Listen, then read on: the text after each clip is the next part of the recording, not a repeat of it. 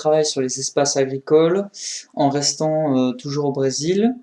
Alors la dernière fois, on a vu un type de production agricole, c'était une production agricole intensive, avec de grands agriculteurs, de très grands champs, l'utilisation d'engrais, de pesticides et aussi de machines. Alors je vous avais pas montré à quoi ça ressemblait, donc la mécanisation, donc ça c'est une image qui est très connue, donc c'est la récolte d'un champ de soja dans le Mato Grosso au Brésil. C'est une image de votre manuel, page 256, c'est le document 3. Donc voilà, vous avez, alors bien sûr là c'est une photo qui est une mise en scène, hein, c'est-à-dire que toutes les machines fonctionnent en même temps, bien alignées, c'est pour montrer la puissance du Brésil, mais vous voyez bien là, toutes ces machines qui sont alignées et qui servent à récolter de très grands champs sur de très grands espaces. Donc, ce que vous avez, hop, voilà. Donc sur cette image-là, donc ce sont les fameux silos dont je vous parlais. Ce sont des grandes tours là où on va mettre tout le soja une fois qu'on l'aura récolté. Donc vous voyez encore une fois des machines, plus de machines. Et vous voyez ces gens-là, ils portent tous le même habit. C'est pas parce qu'ils s'habillent au même endroit, ils vont pas tous au même desigual. C'est tout simplement parce que ce sont des employés d'une entreprise, et donc c'est leur uniforme de travail. Ils ont tous le même jean, le même haut, c'est certainement quelque chose qui a été donné par l'entreprise, et donc ce sont des employés, ce sont des gens qui ont été recrutés pour faire ce travail. Alors on va revenir, nous, sur l'espace qu'on va voir aujourd'hui, parce que ça, c'est ce qu'on peut voir au Brésil, mais on peut aussi voir au Brésil ceci, ce type de paysage-là. Donc là, vous voyez qu'on est très loin de la mécanisation. Ici, on ne travaille pas avec des machines, comme vous pouvez le voir, les outils qui sont utilisés, on travaille à la main, à la force des bras. Vous pouvez voir aussi avec les types d'habits, donc de ces travailleurs que, là vous voyez, on a des tongs, on est très loin des chaussures de sécurité, etc. Ce n'est pas une entreprise ici, c'est une famille qui travaille. Alors je vais pas vous dire qui est le père, le fils, etc. Mais voilà, c'est une famille qui travaille son champ. Alors évidemment, vous voyez, ces champs, ils sont très loin d'être tout alignés, tout droit comme il faut, on va dire, fait à la règle. Là, c'est un plus petit champ avec des plus petits agriculteurs, et ce sont des espaces agricoles peu productifs. Donc c'est ce qu'on va voir aujourd'hui. Je vous laisse le temps d'appuyer sur pause pour copier le titre et la question du jour sur votre cahier numérique ou en version papier. Donc l'activité 4, c'est celle-ci. Vous avez un texte. Vous avez le texte que je vous ai donné ici. C'est un texte, vous avez vu, d'un article scientifique, il est un peu compliqué, donc n'hésitez pas à le relire s'il faut, patiemment, tranquillement. Et ce que vous allez devoir remplir avec l'aide de ce texte, c'est donc cette activité. Hop. Donc voilà, pour ceux qui ont un cahier numérique, vous pouvez le faire directement sur Paint. Donc Paint, ou si vous n'avez pas Paint, si vous êtes sur Mac, je crois que c'est l'application s'appelle Aperçu. Alors juste pour vous donner quelque chose avant de le faire, une petite astuce, donc si vous voulez, donc là toutes les parts ici de notre camembert, elles font 10%. Donc vous avez 10 parts, à la fin vous avez 100%, vous avez la totalité.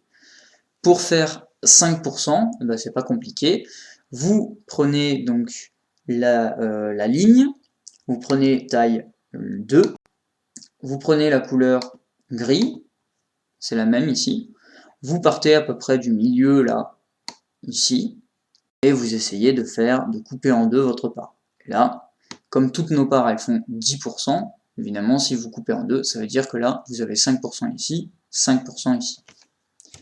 Voilà, donc là encore une fois je vous laisse le temps de faire pause pour réaliser l'activité, et une fois que vous avez fait l'activité 4, je vous encourage aussi à essayer de réfléchir, voire à remplir ici l'activité 3, la deuxième partie de notre activité 3, on avait déjà commencé à faire celle-là. Et donc, une fois que vous avez fait pause et que vous avez fait cette activité, vous pouvez remettre en route cette vidéo, on va corriger l'activité. Alors, pour la correction, donc on va commencer par l'activité 4. Alors, pour l'activité 4, donc il fallait trouver, en premier temps, la production des exploitations agricoles au Brésil. Qu'est-ce que ça signifie? C'était tout simple, hein, c'est combien produit les grandes exploitations agricoles et combien produisent les petites exploitations agricoles.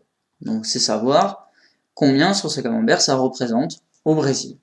Alors l'indication, elle était donnée dans le texte, elle était donnée ici, particulièrement.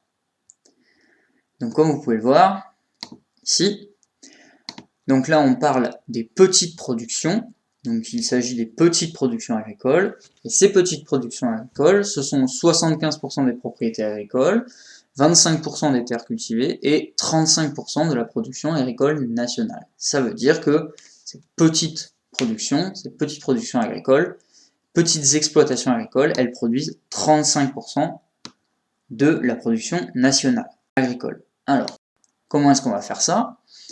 On va choisir déjà une couleur. Alors, pour les grandes exploitations agricoles, on va choisir le rouge. Pourquoi? Parce que le rouge, ça représente quand c'est grand, quand c'est important.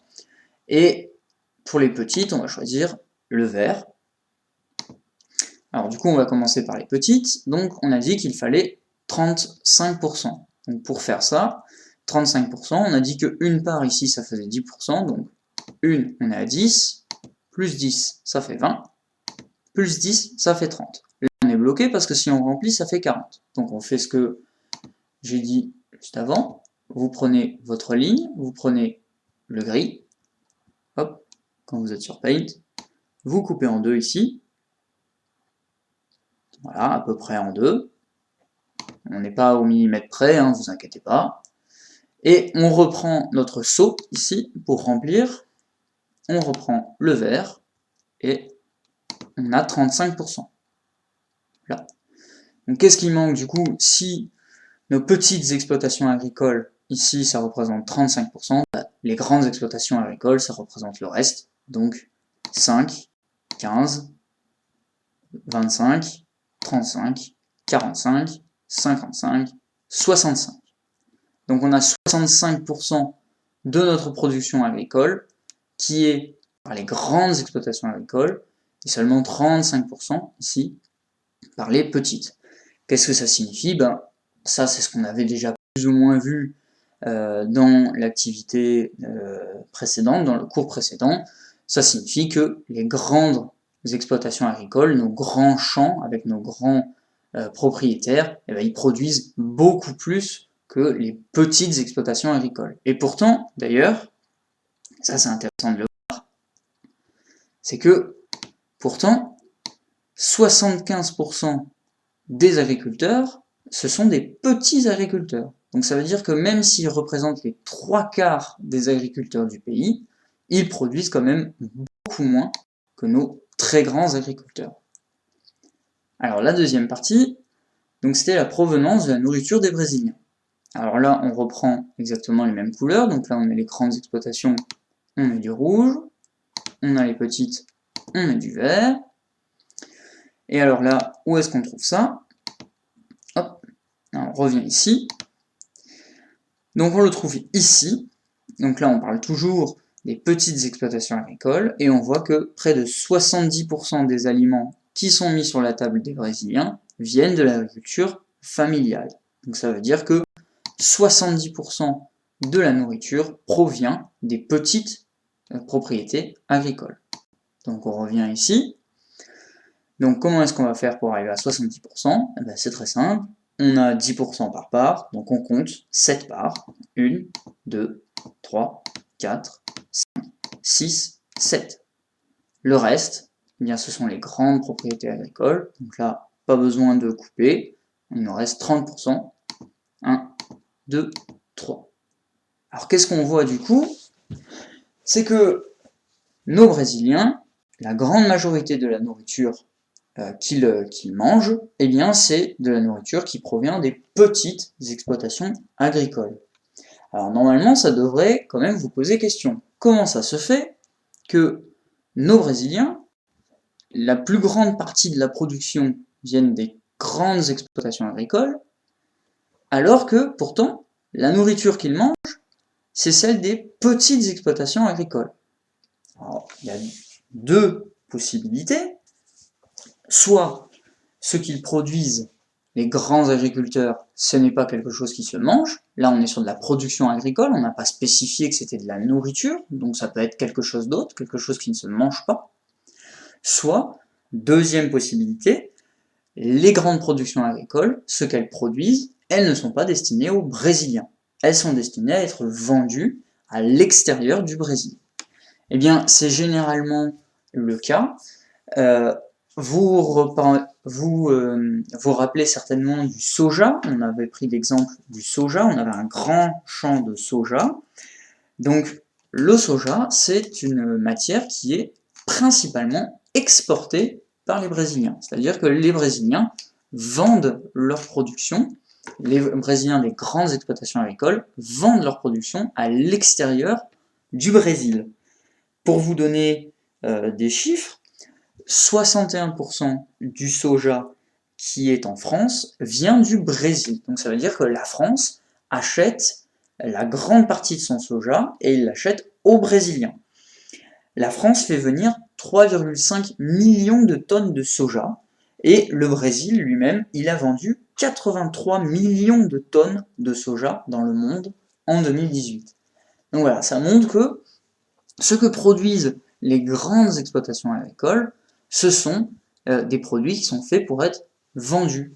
Ce que produisent en revanche les petites exploitations agricoles, ce sont des choses qui sont faites pour être mangées par les habitants. Alors, avec un problème à tout cela, c'est que nos grands exploitants agricoles, ce soja par exemple, c'est quelque chose qu'ils vont pouvoir vendre plutôt cher. Donc ils vont pouvoir se faire beaucoup d'argent.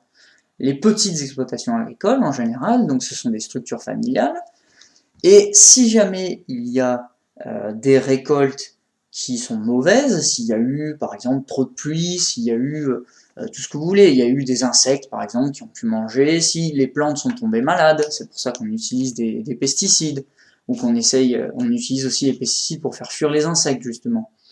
Donc s'il y a eu un problème, eh bien, les petites exploitations agricoles, elles perdent une partie de leur récolte, et cette partie de leur récolte, eh bien, elle est très importante pour eux. Elle est encore plus importante que ces grandes exploitations, parce que si nos petites exploitations agricoles, elles n'ont pas toute leur récolte, s'il y a une mauvaise récolte pour une raison ou une autre, eh bien, elles se retrouvent sans argent. Elles n'ont plus rien. Elles sont sans le sou. Donc ça, c'est un grand problème, alors que notre production des grandes exploitations agricoles, ils vont perdre beaucoup d'argent, même s'ils perdent une partie de leur récolte, mais ils vont quand même pouvoir vivre après, parce qu'ils ont quand même beaucoup d'argent de côté, donc ils vont pouvoir le faire. Eux, ils sont très sensibles aux mauvaises récoltes, et ils produisent pas beaucoup, comme on peut le voir. Donc, maintenant qu'on a fait ça, alors, je vous invite, si vous avez le cahier numérique et que vous l'avez fait donc sur Paint, à sélectionner. Donc vous avez l'outil sélectionner qui est ici. Vous sélectionnez comme ceci. Voilà, votre première partie. Vous allez faire clic droit. Une fois que c'est sélectionné, vous voyez le cadre. Vous faites copier. Vous venez sur votre cahier numérique et vous allez tout simplement ici. Donc vous avez là votre activité normalement. Et vous allez tout simplement coller. Voilà, vous avez votre graphique, tout fait, tout beau, tout propre, sur votre cahier numérique. Alors on a fait ça avec le premier, on refait avec le deuxième, tout simplement. On sélectionne, on attrape le tout, hop, clic droit, on copie, on va sur le cahier numérique, et juste au-dessus,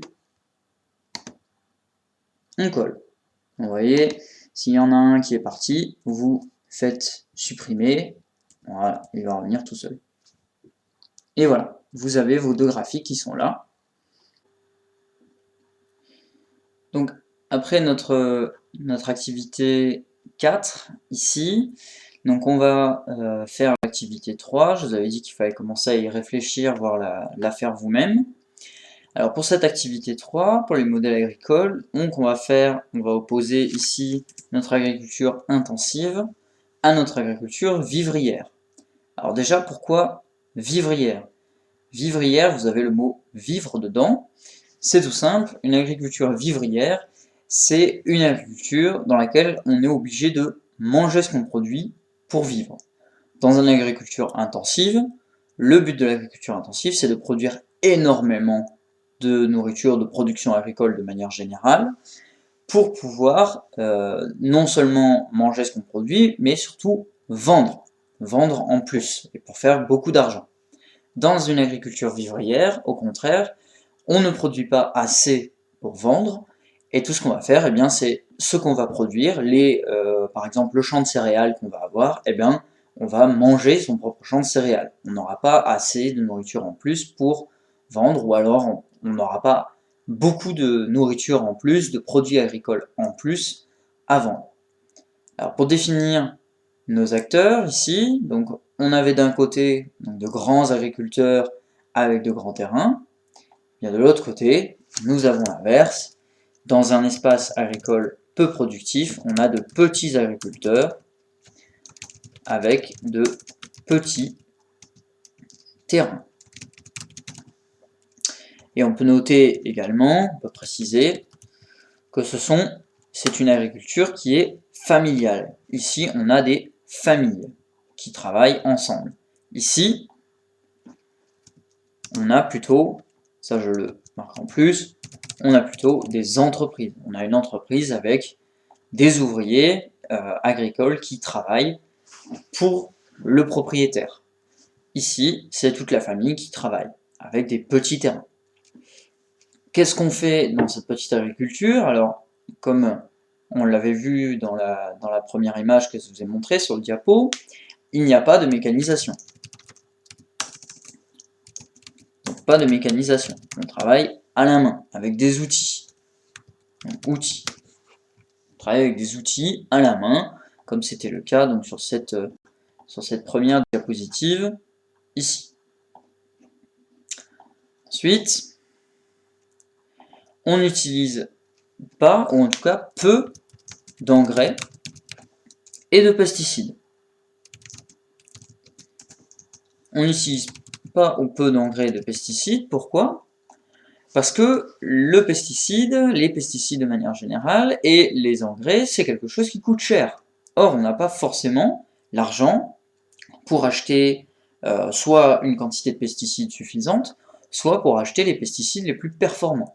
Ou pareil pour les engrais. On va pouvoir avoir une certaine quantité d'engrais, mais pas les plus performants. On ne va pas pouvoir produire au mieux avec ces engrais et avec ces pesticides. Donc tout ça, donc on a des petits agriculteurs qui n'utilisent pas de machines. Pourquoi? Même raison que pour les pesticides ou les engrais, hein. C'est pas parce qu'ils veulent pas utiliser de machines, c'est parce qu'une machine ça coûte très cher. Et deuxièmement, qui ne veulent pas utiliser d'engrais et de pesticides. Enfin, qui ne peuvent pas, pardon, encore une fois, utiliser d'engrais et de pesticides. Et donc, ces acteurs, plus le fait de ne pas utiliser de machines, plus le fait de ne pas utiliser d'engrais, eh bien vous avez là la définition d'une agriculture vivrière. C'est une agriculture dans laquelle on mange sa propre production, on n'est pas capable de vendre plus. Alors cette agriculture vivrière, qu'est-ce qu'elle produit? Alors elle a un effet positif et elle a un effet négatif. Alors l'effet négatif, je pense que c'est celui que on peut voir le plus facilement. Donc l'effet négatif de l'agriculture vivrière, c'est qu'on produit peu. Et comme on produit peu, on est sensible aux mauvaises récoltes. Alors pourquoi on est sensible à ces mauvaises récoltes? Bah, tout simplement parce que comme on n'a pas forcément beaucoup d'argent de côté, on n'est pas capable de vendre un surplus de production, et ben ça veut dire que si notre récolte elle tombe à l'eau, si elle est détruite d'une raison ou une autre, eh bien vous n'avez plus d'argent de côté, vous n'avez plus rien. L'agriculteur intensif, lui, même s'il perd une partie de sa production, il va quand même avoir un certain nombre d'argent de côté, et donc il ne va pas tomber en faillite tout de suite, il va pas tomber avec plus rien du tout du jour au lendemain. L'agriculteur dans une agriculture vivrière, lui, par contre, il est très à risque. En plus, ces risques ils sont augmentés. Pourquoi? Parce que il y a certaines choses qu'on ne peut pas éviter dans une mauvaise récolte. Par exemple, si il y a trop de soleil, bon bah voilà, les plantes vont mourir. S'il y a au contraire trop de pluie, les plantes peuvent mourir. Ça, c'est des facteurs qu'on ne peut pas trop éviter. Par contre, c'est des facteurs qu'on peut éviter. Notamment, les mauvaises récoltes, elles peuvent être causées par des plantes qui ont des maladies ou des plantes qui sont affectées par des insectes. Et ça, on peut l'éviter justement avec les pesticides. Les agriculteurs intensifs, ils mettent pas des pesticides pour le plaisir de mettre des pesticides. Ils mettent des pesticides parce que ça permet aux plantes de ne pas tomber malades, et parce qu'il y a certains pesticides aussi qui repoussent des insectes qui vont manger les plantes, qui vont détruire les récoltes.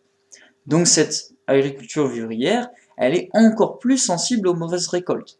Donc c'est un peu un cercle vicieux qui se dessine où j'ai pas assez d'argent pour acheter des pesticides, et en même temps, il me faudrait des pesticides pour avoir moins de mauvaises récoltes et pouvoir avoir plus de bonnes récoltes, pour pouvoir vendre plus, avoir plus d'argent de côté. C'est un peu un cercle vicieux qui s'installe. Donc là, on va mettre une couleur, pareil, la couleur du négatif, on avait dit, en général, quand c'est négatif, c'est plutôt rouge. Et donc pour ce qui est positif quand même au niveau de l'agriculture vivrière, on a vu que au Brésil, eh bien, qui est-ce qui mange, d'où vient la production qui est mangée par les Brésiliens? Eh bien, elle vient de ces petits producteurs. Donc cette production, elle nourrit les gens, elle nourrit les Brésiliens. Ici, dans cet exemple-là. Donc elle nourrit les Brésiliens. Hop. Donc voilà, ça c'est quand même le côté positif. Donc on a dit, hein, nos agriculteurs intensifs, eux, ils s'inquiètent plutôt de faire des productions qui coûtent cher, qui vont leur rapporter de l'argent, et ces productions qui vont rapporter de l'argent, eh bien au Brésil, ce ne sont pas des productions qui se vendent. Ce ne sont pas forcément des céréales, ça va être plutôt du soja. Voilà, ça va être des choses qui se vendent. Donc normalement, vous avez donc vos deux activités qui sont complètes, avec donc un résumé de ces deux modèles agricoles, une agriculture intensive pour donc une agriculture qui produit beaucoup, et de l'autre côté une agriculture qui ne produit pas beaucoup, peu productif, avec une agriculture de type vivrière. Et on retrouve ces deux types d'agriculture au Brésil. Vous avez normalement tout ça, donc ça veut dire qu'il va falloir que vous copiez la trace écrite. Donc la trace écrite, elle résume ce qu'on a dit pendant ce cours. Donc les espaces agricoles peu productifs utilisent une agriculture vivrière, c'est ce qu'on a vu à l'activité 3 et 4. Cette agriculture est sensible aux mauvaises récoltes, donc ça on en a parlé. Et donc enfin, vous avez la définition de l'agriculture vivrière. C'est un modèle agricole dans lequel les agriculteurs mangent leur production pour vivre. Ils ne peuvent pas vendre des surplus. Donc, je vous invite donc à copier la trace écrite ici, et le mot de lexique, donc si vous avez le cahier numérique, hein, ici. N'oubliez pas, une fois que vous avez copié, quand vous avez le cahier numérique, hein, une fois que vous avez copié donc le titre, alors je sais plus ce que c'était exactement, les espaces agricoles peu productifs, je vais le marquer. Donc quand vous avez copié le titre, la question du jour, etc., quand vous avez fini de tout copier, n'oubliez pas, vous remontez à votre sommaire, vous faites mettre à jour l'index, hop, et vous voyez, vous avez le titre qui apparaît ici. Comme ça, vous pouvez revenir quand vous voulez dessus. Voilà, donc c'est fini pour ce cours-ci, c'est fini pour ce chapitre sur les modèles agricoles. Donc je vous souhaite une bonne journée. N'oubliez pas d'enregistrer votre travail avant de quitter. Au revoir.